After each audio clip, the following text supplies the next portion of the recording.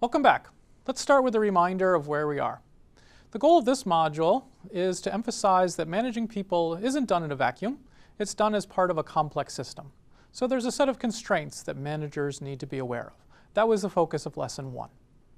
Lesson 2 focused in on the legal parts of these constraints, with a particular emphasis on the employment at will doctrine as a foundation for thinking about legal constraints. Now in this lesson, we're going to build on that foundation and think about specific examples of employment at labor law that essentially place boundaries on the employment at will doctrine and therefore place legal boundaries on all managers.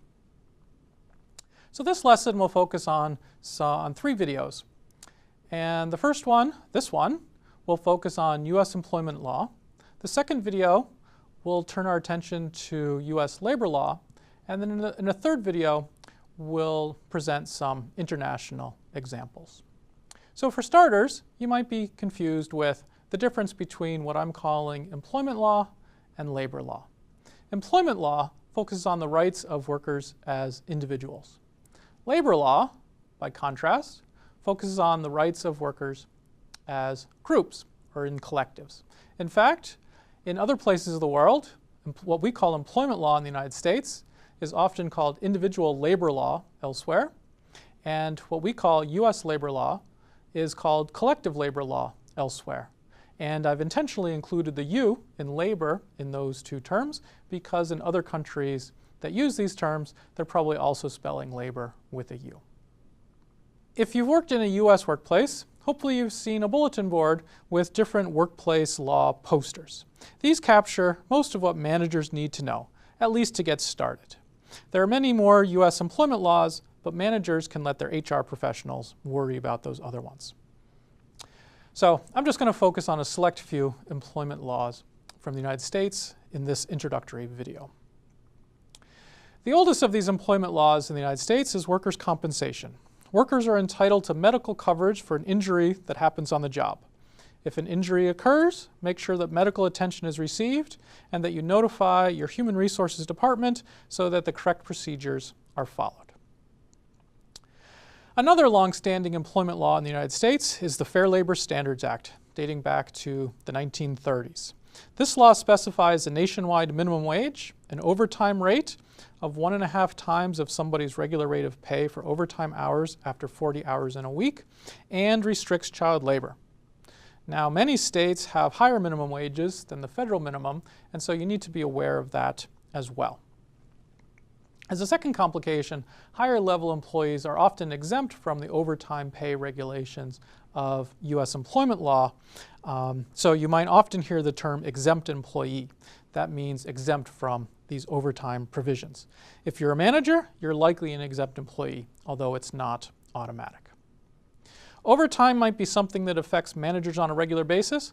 Leaves and breaks are another area that can affect managers on a pretty frequent basis. At the federal level, the Family and Medical Leave Act, or FMLA, provides employees with up to 12 weeks of unpaid job protective leave per year for a variety of things, including the birth and care of a newborn child, placement with the employee of a child for adoption or foster care, also to care for an immediate family member with a serious health condition, or to take medical leave when the employee is unable to work because of their own serious health condition. There aren't other federal requirements for leave, whether it's sick leave, paid holiday, vacation, or breaks during work. However, various states do have some of those provisions, especially regarding break time while at work.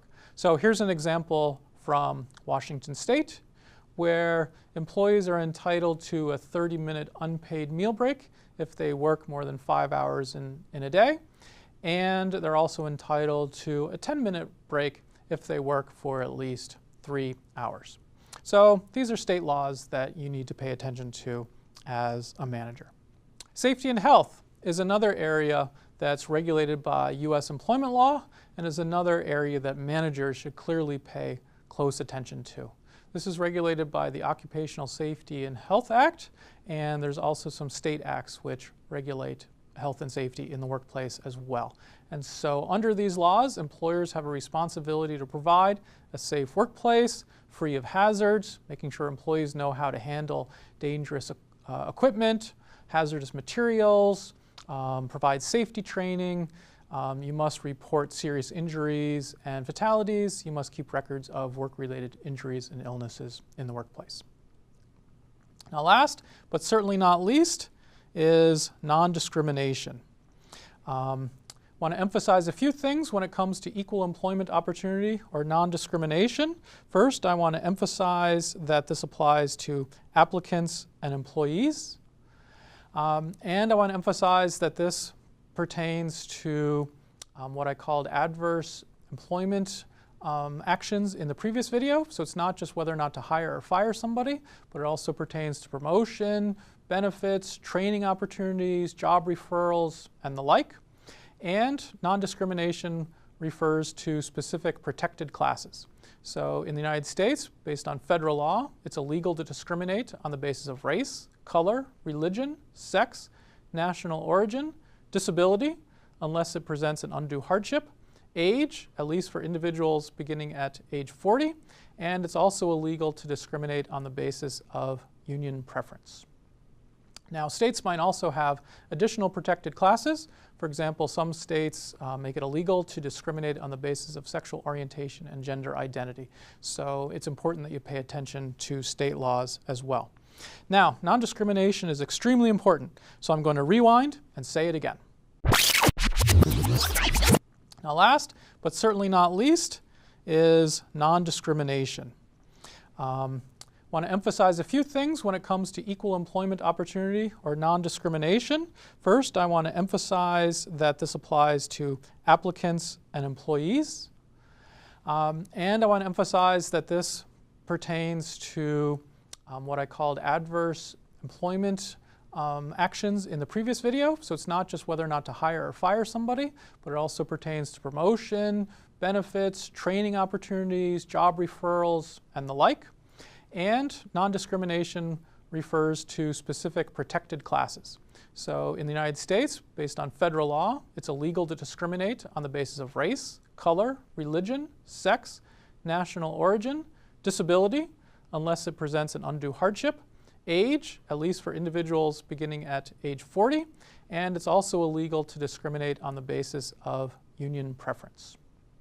Now, states might also have additional protected classes. For example, some states make it illegal to discriminate on the basis of sexual orientation and gender identity. So it's important that you pay attention to state laws as well. Now, it's also illegal to pay unequal wages to women and men who perform essentially the same jobs. So equal pay for equal work is important, not only in practice, but under the law as well. In this short video, we can't possibly cover all of U.S. employment law, but I've tried to focus on a few laws that are most directly relevant to many managers. And even this short introduction should emphasize that managers have special legal responsibilities. A manager should have special responsibilities. After all, employees are dependent on you for their well-being, for their hiring, for job opportunities, for advancement, for income, and the like. So take these responsibilities seriously, and the law should not be a problem. Don't see the law simply as posters that you need to display, but rather manage in a respectful way that shows concern for the issues and the reasons that these laws exist in the first place.